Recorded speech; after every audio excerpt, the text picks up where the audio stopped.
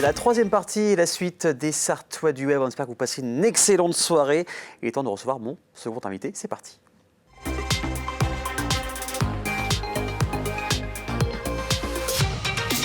La relève est assurée. Vitav, Cartable FM sont des viviers de nouveaux talents. Je vous présente Tyrone, un nouveau journaliste en herbe. Salut Tyrone, comment tu vas? Bonjour à toi. Ça va très bien. Je suis très heureux de pouvoir participer à cette émission à tes côtés. Avec grand plaisir. Donc, tu es un passionné de journalisme, de radio, de télé, d'écriture. Comment c'est venu cette passion? C'est venu quand j'étais petit, car j'adorais regarder le sport avec mon papy. Et je me suis dit, un jour, je serai à la place du monsieur qui commente le match. Et c'était quel match? C'était quelle personne qui commentait, tu te rappelles? Je me souviens plus du présentateur, mais c'était un match de football. Ok, donc tu es un fan de foot, c'est ça? Oui, fan de Et un peu de basket, je crois aussi, parce que tu as le t-shirt de MSB. Oui, basket aussi. Tu te rappelles à quel âge tu as voulu faire de la télé? Je me souviens que c'était depuis tout petit, mais ça doit être à peu près depuis mes 4 ans. Ok, et tu as quel âge aujourd'hui? J'ai 14 ans. Ça fait 10 ans, voilà, 10 ans c'est beau. Donc tu as pu interviewer Susano, qui est Monceau, l'équipe de basket du Mans, le MSB, tu as vu des matchs, tu as été à la conférence de presse, tu es même passé sur TF1 chez Jean-Luc Reichmann dans les 12 coups de la rentrée. Est-ce que tous ces souvenirs sont géniaux ou il y en a un que tu préfères qu'un autre? Franchement, pour être honnête, le souvenir qui me marquera toute ma vie, ce sera l'émission des 12 coups de la rentrée. C'était impressionnant? Oui. En plus, le fait de rencontrer Jean-Luc Reichmann et des célébrités, c'était vraiment impressionnant. Et tu te dis, mais quel changé d'être retenu parmi les 4 participants. Parce qu'au début, il y avait beaucoup de candidatures. Ouais. Et se dire que ça y est, t'es devant les caméras.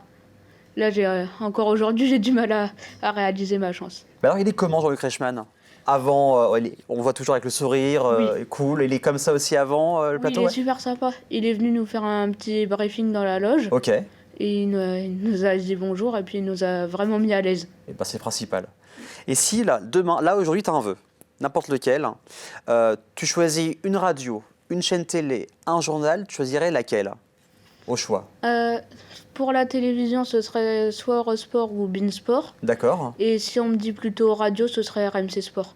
Peut-être qu'il te regarde et peut-être que par la suite, pourquoi pas au début un stage et après devenir animateur journaliste là-bas. Alors, Tyrone et moi, on se connaît un petit peu, on s'est vu cet été et on a tourné une interview, un reportage sur le nouveau film avec Mike Bentala et François Damien, ça s'appelle Jack Mimoun et les secrets de Valverde. Je vous laisse découvrir le reportage, je reviens juste après avec toi et avec vous surtout. À tout de suite. Nous sommes au cinéma CGR Saint-Saturnin à l'occasion de la sortie en avant-première de Jack Mimoun et les secrets de Valverde. Toute ma vie, j'ai rêvé de croiser la route d'un homme comme vous. Vous êtes un aventurier. On a vécu suffisamment de belles choses. Plus d'aventures, ce serait la gourmandise. C'est un cauchemar, je vais me réveiller. Appendicite et j'ai douillé. Vous n'étiez pas couvert par une mutuelle? Ce soir seront présents une partie de l'équipe du film, François Damias, Malik Bentala et Ludovic Colbeau-Justin. On va tout de suite les rencontrer. Suivez-moi.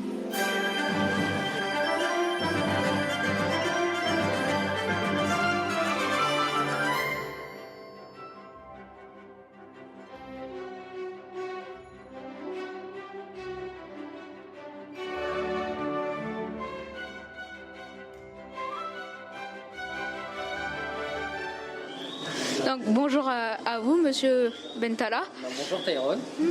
Bonjour Tyrone. Donc, aujourd'hui, nous sommes là pour parler de votre nouveau film qui sort en avant-première, qui s'appelle Jack Mimoun et les secrets de Valverde. Très bien. Pourriez-vous nous parler un peu de ce film?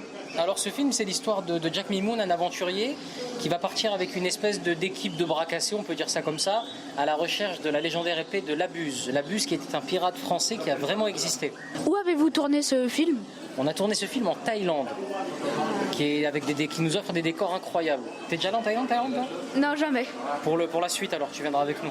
Ah, bon. Super. J'adorerais pouvoir vous aider. Avec plaisir, pourquoi pas. Ouais. Comment vous faites pour réussir à garder votre sérieux lors du tournage de scènes comiques? Oh, tu sais, on garde pas beaucoup le sérieux. Hein. Franchement, il y a beaucoup de scènes qui sont coupées et on garde pas souvent notre sérieux. Les seules prises qu'on a sérieuses, elles sont à l'écran. Voilà, c'est pour ça. D'accord. En ce qui concerne les personnages, vous êtes-vous inspiré de vos caméras cachées? Malik c'était peut-être un peu inspiré des caméras cachées. Et moi j'y ai plongé avec grand plaisir parce que c'est un truc qui m'est très proche et quand je sens que les réalisateurs ne sont pas trop contre, je ne le propose pas mais naturellement j'y arrive très vite. D'accord, merci. Et ma dernière question serait, avez-vous d'autres projets, envisagez-vous une potentielle suite à Jack Mimoun? Nous, C'est pas nous qui décidons ça. exactement. Je fais pas trop comme ça parce que sinon on voit ma calvitie. Donc, figure-toi que quand on a fini le film, la dernière séquence, on s'est dit, on espère qu'il y aura une suite, mais il faut que le film soit accueilli de manière rentable. C'est pas nous qui décidons, sincèrement. Mais on aimerait bien nous. Ok. Eh bien, merci beaucoup de m'avoir accordé ces quelques minutes. Je vous dis peut-être à très bientôt sur les écrans pour peut-être Jack Mimoun 2 ou pour un de vos prochains films si vous en avez prévu. Vraiment, tu fais ça très bien, quoi. Bravo. Merci. T'as beaucoup d'avenir devant toi. Bravo Tyrone. Alors, ça t'a fait quoi? Alors, juste pour rappel, le film sort le 12 octobre, partout en France, avec aussi Jérôme Commandeur, Benoît Magimel et Joséphine Japy. Alors, d'avoir vu, parce qu'on a vu le film ensemble le matin, d'avoir vu François Damiens et Maï Bentala juste le même jour le soir, ça t'a fait quoi? Franchement, c'était vraiment impressionnant.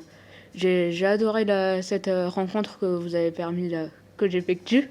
Et franchement, pour cela, je vous en remercie. Alors, remercie aussi le CGR, Saint-Saturnin, pour avoir permis ces 3 minutes de rencontre avec l'équipe de film. Et le film, t'en as pensé quoi? Le film était vraiment super. J'ai adoré le jeu des acteurs.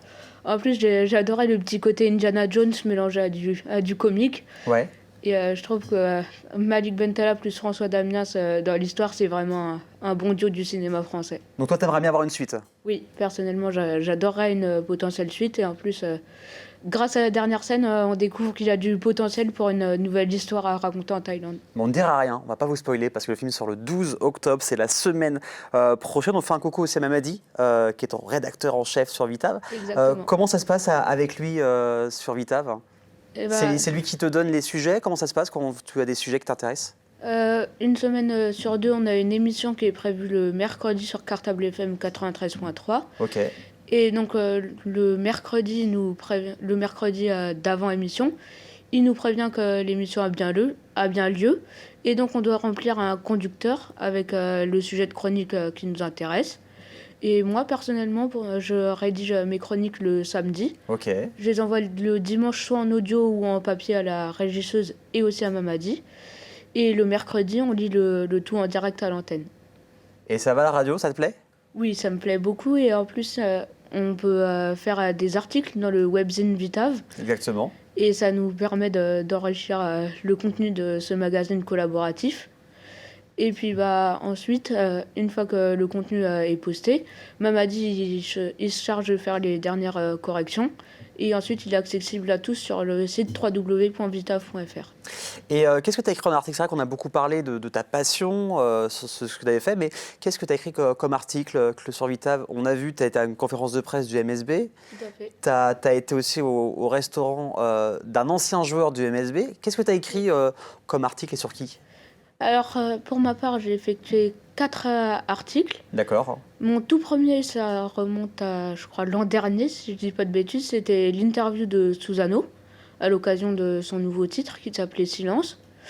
Le deuxième article que j'ai effectué, c'est l'ouverture du 786 avec Lau Konaté, qui était vraiment une superbe expérience parce qu'on s'est rendu sur le terrain et c'était vraiment super de découvrir ce nouveau décor.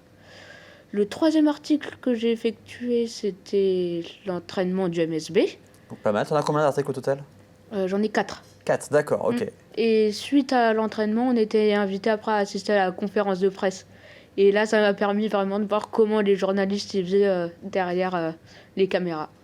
Et ça t'a fait quoi d'assister? Quelle était ta première réaction quand t'es arrivé comme ça à la conférence de presse du MSB?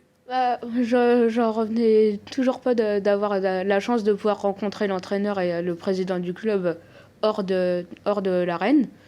Et j'ai vraiment adoré parce qu'on a appris plein de choses sur le club. D'accord. Et par la même occasion, j'ai pu retourner à un entraînement qui était celui dédié aux abonnés, qui a fait l'objet de mon 4e article. Et j'ai même pu rencontrer une star mancelle, Terry Tarpey, suite à sa magnifique performance à l'Euro de basket 2022. Et il m'a même laissé toucher sa médaille d'argent. Donc c'était impressionnant. Mais oui, c'était vraiment impressionnant. J'ai adoré toutes ces expériences et ça restera jamais dans ma mémoire. Est-ce qu'il y a des articles qui vont arriver? Tu as des petits projets? Ou pour l'instant, tu ne sais pas encore trop ce que tu vas écrire? Pour l'instant, je ne sais pas encore. J'attends de voir si mon rédacteur en chef a des pistes. Mais il n'y a pas longtemps, on a pu participer à Forever Young. D'accord, c'était bien? Et c'était vraiment super. C'était des plateaux radio de 14h à 18h en collaboration avec Radio Alpa. Et ça pourra peut-être faire l'objet un jour d'un article. Et puis sinon, j'avais une potentielle idée, mais il faut l'accord de mon rédacteur. Alors, ça se trouve, il regarde l'émission, même dit, on le salue, hein, s'il regarde. On a parlé pendant le reportage qu'il y a quelqu'un que tu aimerais beaucoup interviewer. C'est qui et que fait cette personne? Alors, c'est un YouTuber, il s'appelle Skinra, et il fait beaucoup de vidéos sur FIFA. Et un jour, j'ai pu participer à un de ses concours sur Instagram, et je l'ai remporté, donc il m'a fait gagner un maillot du Real Madrid. Et il n'y a pas longtemps, j'ai pu échanger avec lui, et il était partant pour cette idée. Donc j'espère après que j'aurai l'accord, mais si on peut faire cette interview en visioconférence, ce serait vraiment super. Eh bien, Mamadi, hein, c'est noté. Une petite interview où tu parleras de FIFA. Merci en tout cas, Tyrone, d'être venu pour ce reportage quand même, parce qu'on t'a juste aidé. Je salue aussi Maxence Verdun qui nous a donné un coup de main pour ce reportage. Tu t'es débrouillé comme un chef. En tout cas, beau travail sur ce reportage sur Jack Mimoun et les secrets de Valverde. On te retrouve prochainement sur Vitable, sur Cartable FM. Et quant à nous, dans quelques instants, il y aura le ZAP spécial Sarthe Tourisme, mais également les sorties de la semaine avec Amy. À tout de suite.